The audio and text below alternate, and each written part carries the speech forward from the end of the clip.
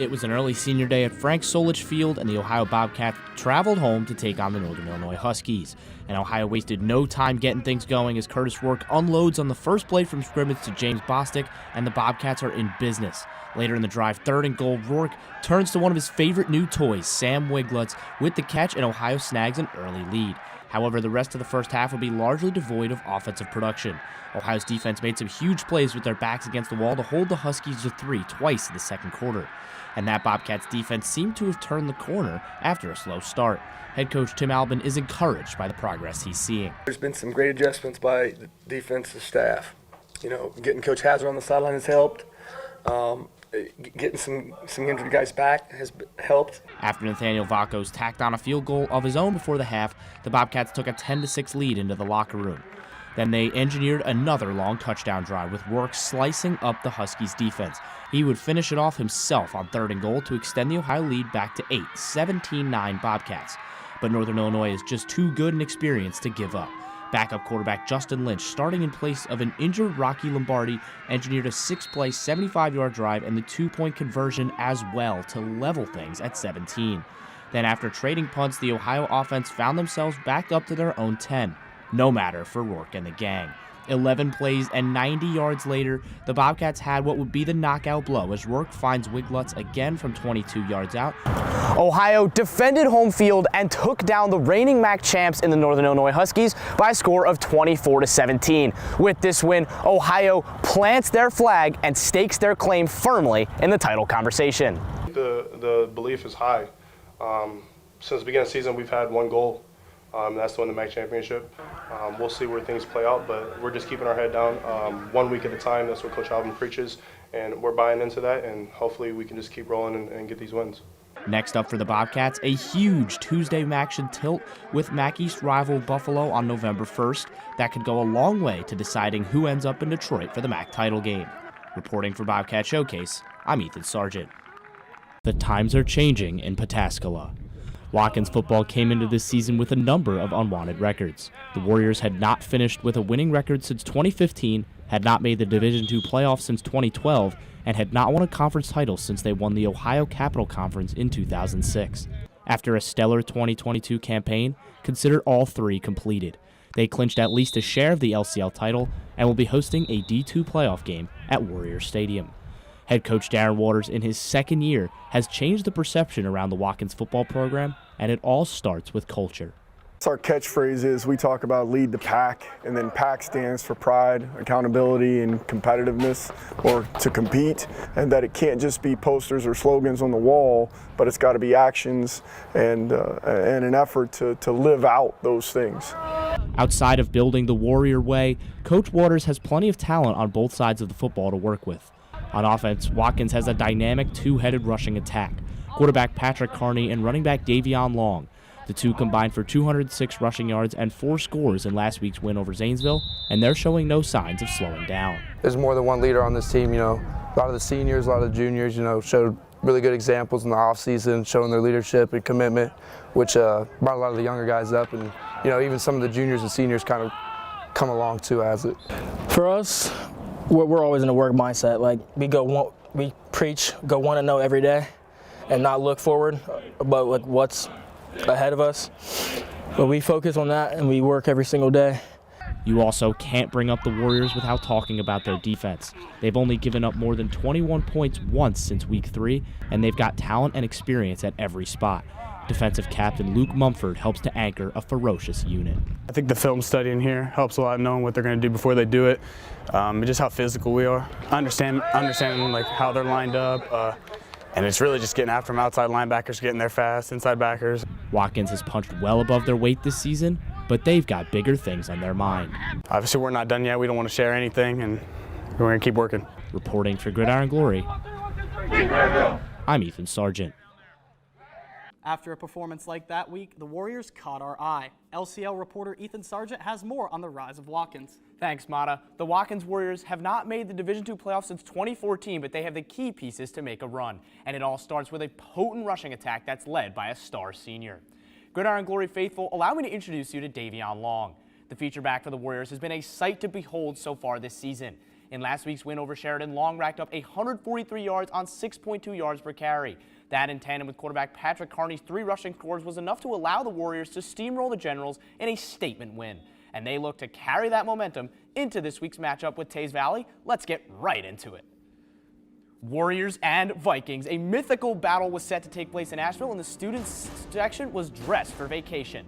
But it was all business early for the Warriors as they showed up with a W on their mind. Picking up on the action in the middle of the first quarter, blink and you'll miss Carney as he completely sells the play action fake to Long, takes it 41 yards himself, 6-0 Warriors after a missed extra point. But for the rest of the quarter, it was the defense's reigning as both defensive excellence paired with some offensive mistakes allowed the Watkins lead to stick through the end of the first quarter.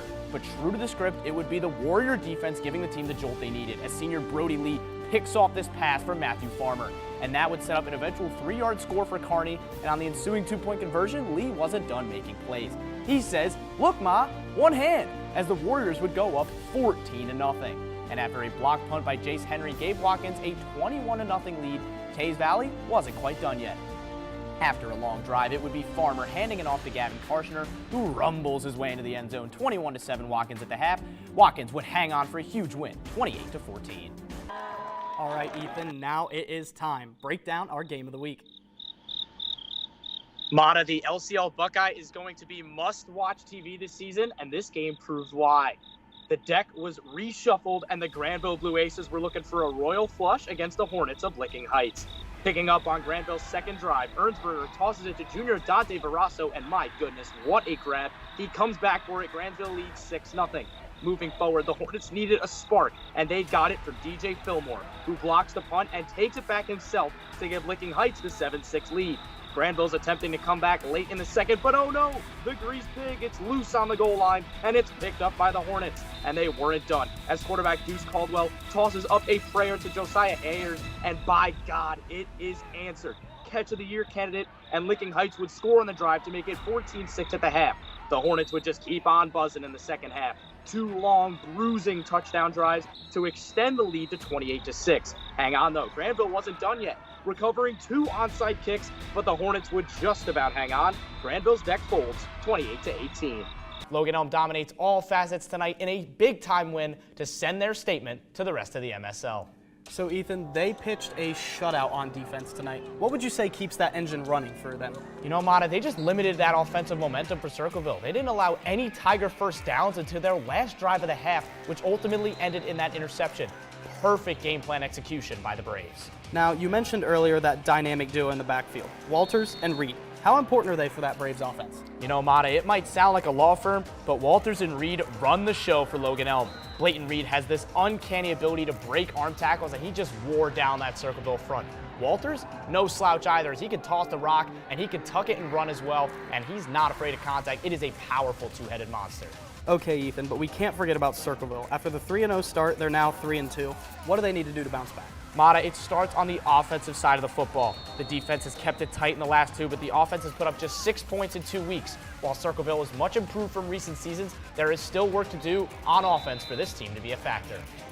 Circleville did also move up to Division III, so their road to the playoffs just got a lot more difficult, but on the other side, it's a very impressive win for the Logan Elm Braves. Thanks for the great work, Ethan. One word to describe this guy is bulldozer. Every play leaves would-be tacklers in a heap behind him, and he's got speed too. The total package for a dominant running back in the 7-4-0. He's the focal point of a ridiculously efficient rushing attack. The Green Wave had 186 yards on just 24 rushes in the first half tonight. Now, how did Braden Bayless and Heath hold up from the star talent of 2021? Mata, it was a mixed bag tonight for Brandon Bayless and the Bulldogs. Newark Catholic has a ferocious defense that hardly gave Heath an inch, but even with limited momentum, Bayless flashed his talent, but the effort wasn't enough in the loss. Looking ahead for Newark Catholic, how are they preparing in their attempt to repeat a Division 27 championship? Mata, the Green Wave's goal, to get back to Canton. Of course, that all starts with winning Division 27, where they may run into fellow 7-4-0 foes River, Waterford, or Caldwell. But honestly, Mata, I'm not sure if any of those teams can stop Mason Hackett and the Green Wave.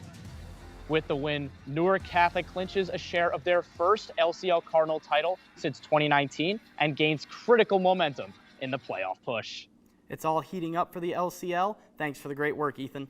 Jackson ended up with a huge victory, but Ethan, Granville really hung around in that first half. Yeah, you're exactly right, Zach. You know what? This game was really close in the first half, 14-7, then 21-7. But you know what? Granville just made too many mistakes, incompletions, and this fumble here really, really screwed them when they were in a really close spot to potentially take control of this game. And it was really Cade Wolford who came up with a lot of the stuff off of those turnovers. He had 120 yards and 4 touchdowns, and of those 5 turnovers, all 5 of them went back to the house for the Ironman. So Cade Wolford, a guy who can really, as you see here, get in the hole and make some people miss. Here he is going around the edge. It's so tough to tackle him in the open field, and he's really got the speed to burn. Yeah, he's ferocious, and that entire Ironman offense is ferocious. You've got 3 or 4 different guys that can carry the rock. Eli Browerman and Jacob Winters, a quarterback, can also tuck it and run as well. They're so dominant when it comes to running the football, and the Granville defense just could not keep up. They're usually averaging 13.9 points per game. They gave up 41 tonight. Just too many mistakes on both sides. And we've talked so much about that Jackson offense, but man, that Jackson defense was dominant today. You talked about Ernsberger, who you see right here. He had over 2,200 yards on the season, but you see how terrible they made it in that pocket for him today. And they were just so quick and so fast. It's tough to go outside of them. It's tough to go inside of them because that physicality really just takes over. Yeah, Jackson were just dominant tonight in all facets of the game, honestly. Offense, defense, even special teams, they were just creating everything. And Granville were in a nightmare all night long. And after this massive win for the Ironmen, they'll move on to the regional final to take on Bishop Watterson. Now back over to the desk. Thanks for the great work as always, guys. And the fans at home nailed this one. Jackson got 63% of the picks to win. If you want to get in on the action, cast your vote, support your team, and make your predictions heard every Thursday night on our Instagram. Now up next is another explosive FAC offense taking on a stout defense and 73% of the support for Sheridan. The fans' message is clear. Defense wins football games. It's another Division III game between 2 really good football teams, and Bryce Tinson saw the action. Mata, Sheridan is what you would consider a powerhouse. They are looking for their 8th regional semi-appearance since 2000. And every time we talk Sheridan football, we talk about that defense, and for good reason. They're allowing just 13.5 points per game and have yet to give up more than 30.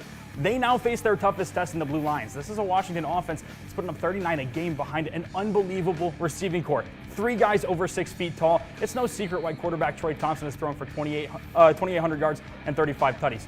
But he also has 15 INTs. The question is, would the general defense take advantage of the courthouse gunslinger? You'll have to wait and see because Sheridan opened with the ball. First general drive was pure man ball, and what better than to cap it off with Alex Poirier fighting his way into the end zone for the score. Down 7 now looking for an answer. Troy Thompson will provide it, but not through the air. He's going to do it on the ground, tying this game up at 7 with the scramble. This next play brings a tear to my eye. This is a perfect counter. So good that Justin Munyon wasn't